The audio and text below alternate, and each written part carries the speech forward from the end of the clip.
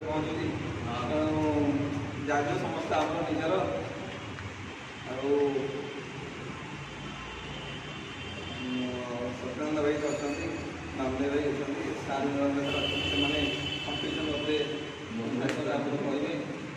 ତେଣୁ ମୁଁ ମାଲିକ ଅନୁରୋଧ କରୁଛି ସେ ଆମର 5 ଦିନ ରହିଛି ଆପଣଙ୍କୁ ସମସ୍ତ ସୁବିଧା ଆପଣଙ୍କର ଗୋଟେ ନିଯୁକ୍ତି ହେଇଯାଇଛି। ମୋର ମୁଁ ବର୍ତ୍ତମାନ ଇଣ୍ଟ୍ରୋଡକ୍ସନ୍ କରିବାକୁ ଭୁଲି ଯାଇଥିଲି, ସଭାକୁ କହିଲି ଇଏ କରିବା ପାଇଁକା ତାଙ୍କ ବାର୍ତ୍ତା କହିବା ପାଇଁକା ତଥାପି ମୁଁ ସମସ୍ତଙ୍କୁ ଇଣ୍ଟ୍ରୋଡକ୍ସନ୍ କରୁଛି। ମୋ ଡାହାଣ ପାଖରେ ଅଛନ୍ତି ମାନୁଛି ଅରୁଣ ଗଜେନ୍ଦ୍ର, ଗୁଜରାଟ ଅଧିବକ୍ତା ପରିଷଦ ସମ୍ପାଦକ। ତାଙ୍କ ଡାହାଣ ପାଖରେ ଅଛନ୍ତି ମାନୁଛି ଶ୍ରୀ ବାମଦେବ ନାୟକ। ଶ୍ରୀ ବାମଦେବ ନାୟକ ହେଉଛନ୍ତି ଆମର ପୁରୀ ଜିଲ୍ଲାର ରାଷ୍ଟ୍ର ସ୍ୱୟଂସେବକ ସଂଘର ଜିଲ୍ଲା କାର୍ଯ୍ୟାଳୟ ଅଛନ୍ତି। ତାଙ୍କ ଡାହାଣ ପଟକୁ ଅଛନ୍ତି ଆଜି ଯେ ମୁଖ୍ୟ ବକ୍ତା ମାନ୍ୟ ଶ୍ରୀ ସୁକାନ୍ତ ପଟ୍ଟନାୟକ, ଆମର ପୂର୍ବତନ ସମ୍ପାଦକ ପୁରୀ ବାର ଆସୋସିଏସନର ଜଣେ ସ୍ୱୟଂସେବକ, ପୂର୍ବତନ ଆଡିସନାଲ ପବ୍ଲିକ ପ୍ରୋସିକ୍ୟୁଟର ମଧ୍ୟ ଥିଲେ, ଆଉ ଫୌଜଦାରୀ କାର୍ଯ୍ୟ ଦିଆହେଇଛି ଜଣେ ବରିଷ୍ଠ ଅଧିବକ୍ତା ସିଏ। ସଭା ଶେଷକୁ ଅଛନ୍ତି ଆମର ଅଖିଳ ଭାରତୀୟ ଅଧିବକ୍ତା ପରିଷଦ ସଭାପତି ମାନ୍ୟ ଶ୍ରୀଯୁକ୍ତ ନୀଳକଣ୍ଠ ମିଶ୍ର, ସେ ମଧ୍ୟ ଆମ ପୁରୀ ବାର ଆସୋସିଏସନର ପୂର୍ବତନ ଉପସଭାପତି ଥିଲେ ଏବଂ ଆମର ଯେଉଁ ସିଭିଲ ବା ଆମର ଦେବାନୀ କାର୍ଯ୍ୟ ଦିଆହେଇଥିଲା ଜଣେ ପୁରୀ ଜିଲ୍ଲାର ଜଣେ ସିନିୟର ଆଡଭୋକେଟ୍। ମୁଁ ନିଜକୁ ବର୍ତ୍ତମାନ ଇଣ୍ଟ୍ରୋଡ୍ୟୁସ୍, ମୋ ନାଁ ହେଉଛି ମହାବୀର ମଧୁନାରାୟଣ ସାହୁ, ଅଖିଳ ଭାରତୀୟ ଅଧିବକ୍ତା ପରିଷଦ ଓଡ଼ିଶା ରାଜ୍ୟର ହେଉଛି ଜଏଣ୍ଟ ସେକ୍ରେଟାରୀ ଅଛି। ବର୍ତ୍ତମାନ ଆପଣମାନେ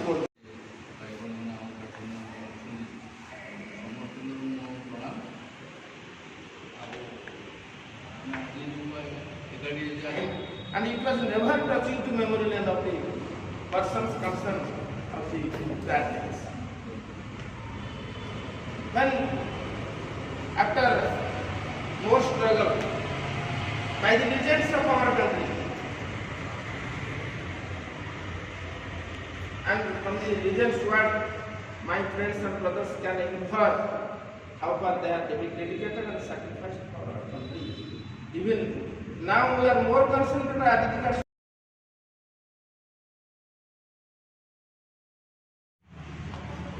माता भारतीर चरण कमल में भक्तित्व प्रणाम करने सहित मंचासीन अखिल भारतीय अधिवक्ता परिषद जिला सभापति नीलकंठ भाई आम संघर वरिष्ठ राष्ट्रीय संघर वरिष्ठ कार्यकर्ता सत्यानंद भाई मो बाम पटे पुरी जिलार अधिवक्ता परिषद संपादक सान भाई अरुण सर्वोपरि आयोजक भाव में अखिल भारतीय स्टेट अध्यक्ष महावी भाई सबुठ बेसी आदर कथा आम सामने बसी भाई और भौणी मान जो मानी आज दिनटा बड़ा महत्व अच्छी तार विशेष सम्यक सूचना